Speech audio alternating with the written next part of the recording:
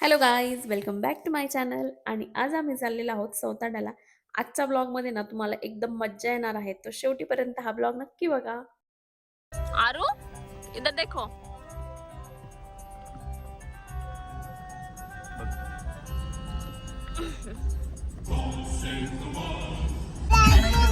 आरू काय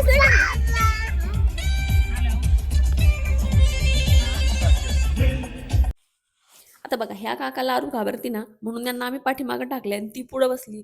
तरी पण तिला एवढी भीती वाटते ना, मग उगाच तिचं रडायचं आपलं चालू होतं. त्याच्यानंतर ना आता महादेव दऱ्याला जायचं का नाही जायचं हेच आमचं डिस्कशन चालू होतं. पण आता जाऊया असं ठरलं. त्यानंतर आता पुढं काय काय होतं. ड्रायव्हरला काहीतरी झालं, तो सुट्टीवर गेला म्हणून तो पुण्याला जावं लागलं त्याला. त्या ड्रायव्हरच्या घरी कोण वारलं काय माहिती. मला फोन आला त्या दिवशी, मला म्हणले आता ड्रायव्हर बिवर लावलाय, आता गावाकडे आलो, बॉडी बनवायची आता इकडे ना. आता मला विचारा आमचं काय करायचं. महादेवाला जायचंय का? जाऊ ना, बघत येत नाही तिथे बघायचं काय. इकडे बिबट्या असतो बरं का. पण आम्हाला बिबट्या वाघ सम्राट असल्यावर बिबट्या आल्यावर जिम पिंगा लाव बाई, पिंगा. पिंगा लाव पिंगा लाव. काकाला सांग तू, मग तुझं ऐकते काका. आरू, काकाला सांग बेटा पिंगा लावायला. पिंगा लाव. पिंगा लावा, लावा बोलायचं, लावा. पिंगा. सांगवीचं कोणतरी यायचं ना आपल्याकडे. कोणता एजंट का? नाही हो, पाहून येतो कोणतरी. बघ ना, कोणतं गाणं लावायचंय? बक्का बक्का लावायचं का? हा,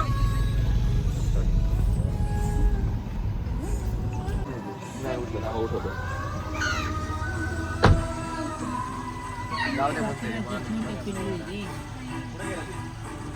आलं नाही कधी. नाही नाही गेला. बघा एकदा, जाऊ द्या. जाऊ द्या म्हणजे मेल्यावर. जाऊ दे म्हणजे मेल्यावर तोच भांडायली.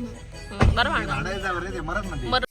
तर इथं ना अचानक गाडीच्या खाली ना एक कुत्र्याचं पिल्लू आलं होतं. तर तेच बघायला हे थांबले होते. आता तिथल्या लोकांचं असं म्हणणं होतं, काय गरज नाही एवढं बघायची, काय गेले ते असं. पण आपण थोडंसं कन्फर्मेशन करून घ्यावं म्हणून ना मग हे बघायला उतरले होते. तर बिबट्याचा व्हिडिओ घे रे ते. पूर्ण कामाने उभा व्हिडिओ घे, उभा. नाही ना. आता ना माझी ही नवीन नवीनच सुरुवात आहे. तर आमच्या घरातले सगळे लोक ना मला फक्त सजेस्ट करत होते, तो असा व्ह्यू घे, तसा व्ह्यू घे, तर हा शूट तुझा आला पाहिजे, तो आला पाहिजे, डोंगरांचे व्ह्यू घे. तर ना हे सगळं सांगायचं सगळ्यांचं काम चालू होतं. त्यानंतर ना आता आम्ही एकदाचं फायनली पोहोचलोय तिथं, गाडीतून उतरलो, गाडी पार्क केली, नंतर चप्पल वगैरे पण एका साईडला काढली होती. आणि त्यानंतर ना इथलं हे वातावरण तुम्ही बघू शकता, खूप छान आहे. म्हणजे असं एकटं एकटंच आहे आणि मंदिर पण थोडंसं गावापासून लांब आहे ना, म्हणून एकदम शांत वातावरण दिसतं. आता तिथे गेल्यावर ना आपण ह्या दोघांचं मागून मला इन्स्ट्रक्शन करायचं चालू होतं. तुम्ही असे व्ह्यू घ्या, मग यूट्यूबसाठी नका घेऊ, आता उभेच व्ह्यू घ्या, यूट्यूब ब्लॉग नको टाकू. म्हणून ना मग हे सगळं ते सांगत होते. पण मी आपलं ट्राय करत होते. आणि कुठं बघा कोणती हिदारी आहे का? अगं बाई, लय खोले इथं.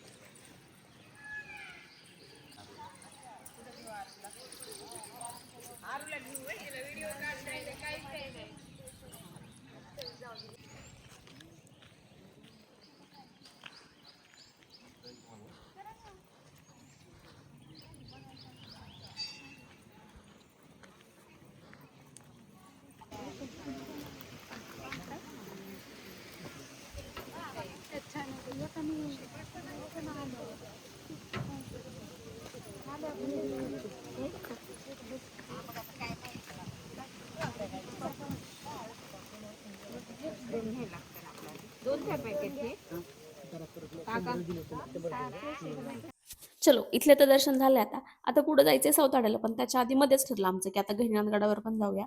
आणि तिथलाच ब्लॉग ना एकदम व्हायरल झाला माहितीये का. तुम्ही जर बघितला नसेल ना, इन्स्टाला जाऊन नक्की चेक करा. मग काय तर आवाज वाढवेल नाही तर काहीच होत नाही तर.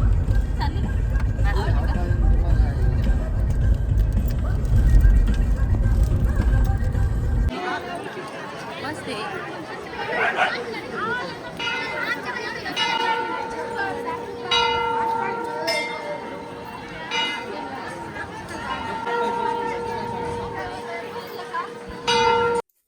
चलो, इथलं तर दर्शन छान झालं.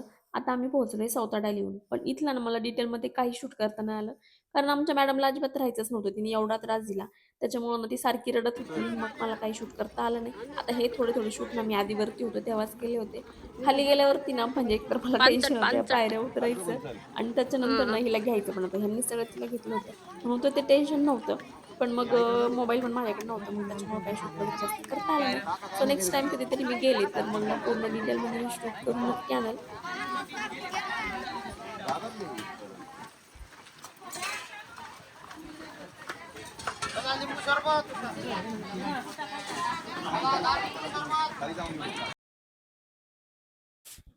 चला मग ब्लॉग जर आवडला असेल तर लाईक नक्की करा आणि भेटू आता इथून पुढं पण आपण ना अशाच नवनवीन ब्लॉगमध्ये भेटणार आहोत आणि चलो बाय.